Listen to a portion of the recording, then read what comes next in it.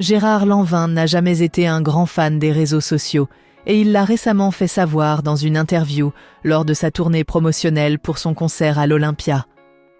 Le comédien et chanteur se prépare à monter sur scène aux côtés de son fils, Manu Lanvin, pour interpréter des chansons de son album « Ici basse ». Cependant, ce duo père-fils ne sera pas seul, car plusieurs invités de renom sont attendus, dont David Hallyday et Axel Bauer, qui se remet d'un long combat contre un cancer du rein. Gérard Lanvin, ami proche d'Axel Bauer, a décidé de l'inviter à se produire sur scène, promettant une représentation exceptionnelle.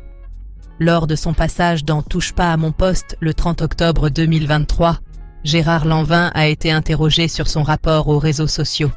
Il a qualifié les réseaux sociaux de moyens pour faire briller les minables et a exprimé son désintérêt pour cette plateforme.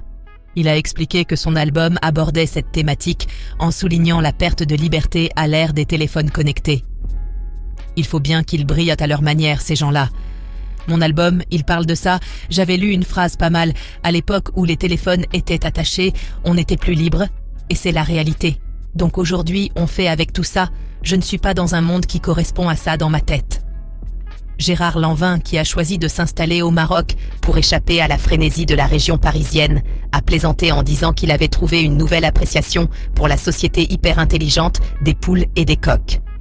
Il a expliqué « Je peux vous dire que depuis que j'observe les poules et les coqs, je me dis que c'est une espèce de société hyper intelligente, donc c'est emmerdant d'être plus con qu'une poule. » L'acteur a également révélé qu'il n'utilisait aucun réseau social, tel qu'Instagram, X, ex-Twitter ou Facebook, pour préserver sa tranquillité d'esprit. Il a déclaré « J'en ai rien à carrer, ceux qui m'aiment bien, ils ont raison, et je les aime bien, les autres j'en ai rien à taper. » C'est une drôle de philosophie, mais elle est hyper simple.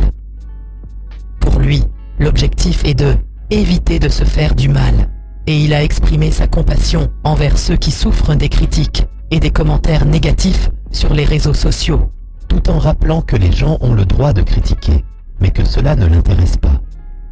Gérard Lanvin reste fidèle à son authenticité et à sa philosophie de vie simple, même dans l'ère numérique.